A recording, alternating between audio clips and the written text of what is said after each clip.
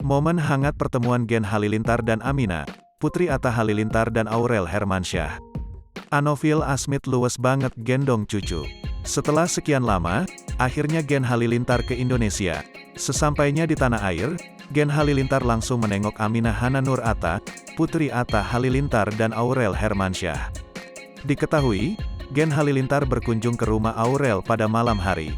Alhasil saat itu, Aminah pun sedang terlelap tidur. Aurel bahkan sempat kaget saat kedatangan keluarga besar suaminya itu ke rumahnya. Saat membuka pintu, Aurel syok besan dan adik-adik iparnya sudah berdiri di depan rumahnya. Aurel pun menyambut kedatangan Gen Halilintar sembari memeluk mereka satu persatu. Kesininya malam-malam, Aminah lagi bobo, celetuk Aurel. Beruntungnya, saat Aurel melihat Aminah di kamar, putrinya itu tengah terbangun dari tidur. Aurel lantas membawa Aminah keluar kamar agar bisa bertemu dengan Gen Halilintar. "Kami udah mimpi-mimpi Aminah," beber ayah Atta sembari menggendong Aminah. Tak hanya sang ayah, ibunda Atta yakni Geni Faruk juga mengalami hal yang sama. Semua adik-adik Atta di sana juga terlihat gemas saat memandangi Aminah. Pertemuan Aurel dan keluarga suaminya itu berlangsung cukup hangat dan begitu manis.